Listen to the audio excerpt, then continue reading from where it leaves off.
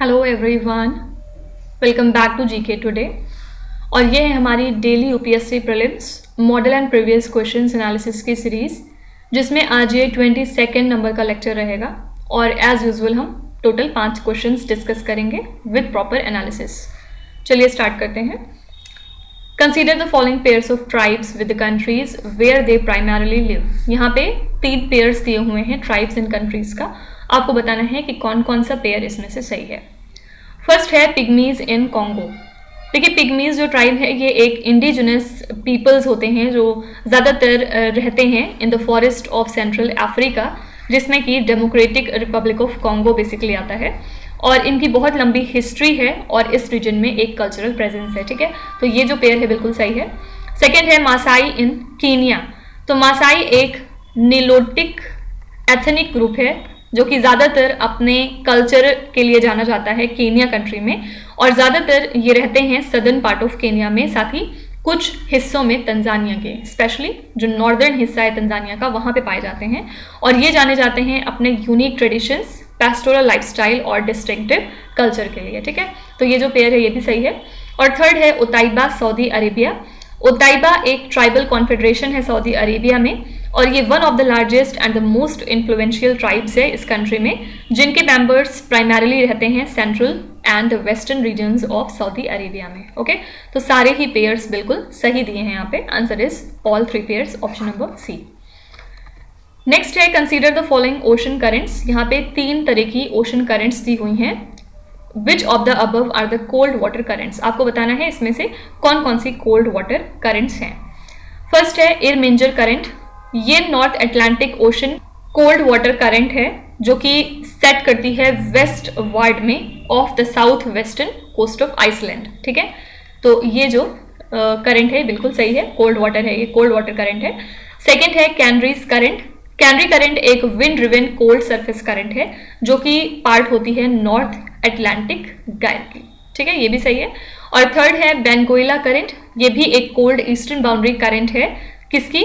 South Atlantic सब tropical गायर की। ठीक है, तो यहाँ पे तीनों ही जो करंट्स दी हुई हैं ये कोल्ड वाटर करंट्स हैं। Answer is D, option 1, 2 and 3। Next है कंसीडर द फॉलोइंग। यहाँ पे 4 चीजें लिखी हुई हैं। आपको बताना है which among the above come under the purview of prevention of money laundering act. इसमें से कौन कौन सी जगह हैं जो कि prevention of money laundering act के अंदर इंक्लूडेड हैं।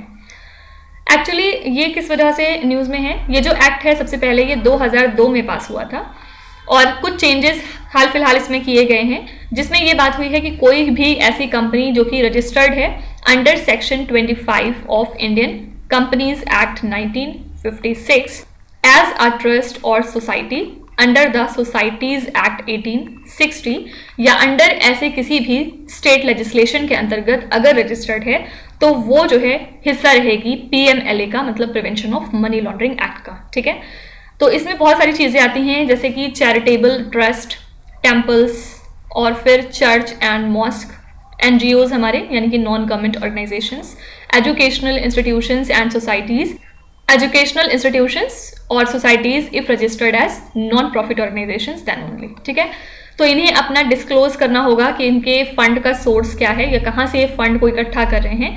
साथ ही साथ अगर लार्ज मॉनेटरी ट्रांजैक्शन है तो उनको भी इन्हें क्लियर करना होगा। रीजन क्या है? क्योंकि मेजॉरिटी ऑफ इंडस्ट्रियलिस्ट यानी कि ना सिर्फ इंडस्ट्रीज बल्कि कुछ टॉप पॉलिटिशियंस भी NGOs का यूज करके अपने ब्लैक मनी को वाइट करते हैं और कंट्री के अंदर वापस रखते हैं। तो इस अमेंडमेंट की हेल्प से जो इसका रैकेट चल रहा है उसको हम टैकल कर सकते हैं। ठीक है, तो इसमें कौन कौन सी चीजें आ गई? Temples and mosque yes, NGOs yes, non-profit organizations and registered societies yes, and educational institutions as well।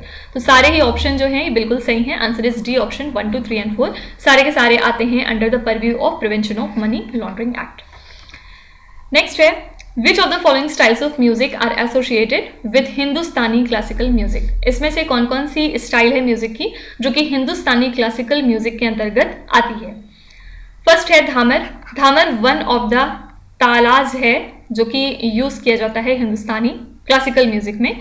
Second है भजन। भजन कोई भी ऐसे गाने को कहते हैं जिसकी कोई रिलीजियस थीम होती है या फिर कुछ इसमें स्पिरिचुअल आइडियाज होते हैं इन अ रीजनल इंडियन लैंग्वेज। ठीक है, तो ये भी सही है।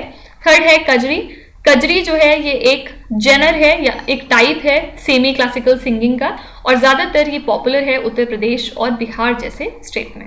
और लास्ट है गज़ल। गज़ल एक पोइटिक फॉर्म होती है जिसमें कुछ राइमिंग कपलेट्स और रिफ्रेन होता है, जिसमें कि सारे लाइंस जो हैं वो सेम मीटर को शेयर करते हैं। ठीक है, तो यहाँ पे एक्चुअली सारे ही बिल्कुल सही हैं, सारे के सारे पार्ट हैं हिंदुस्तानी क्लासिकल म्यूजिक का। Answer is D option 1, 2, 3 and 4।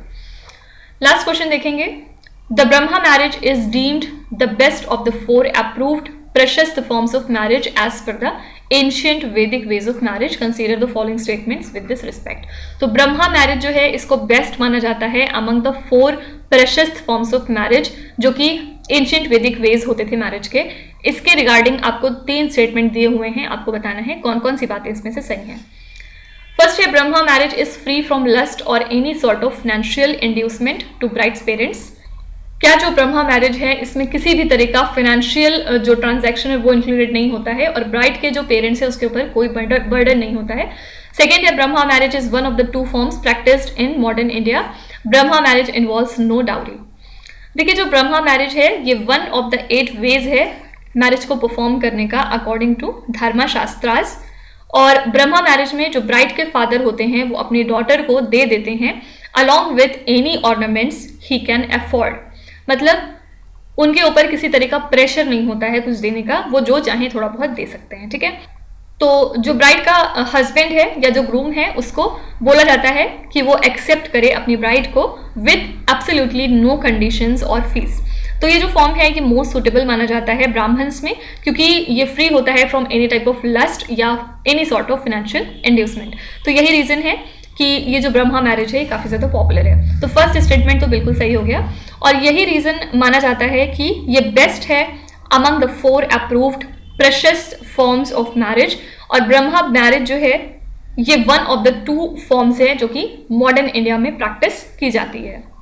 ठीक है, तो ये भी बात बिल्कुल सही है।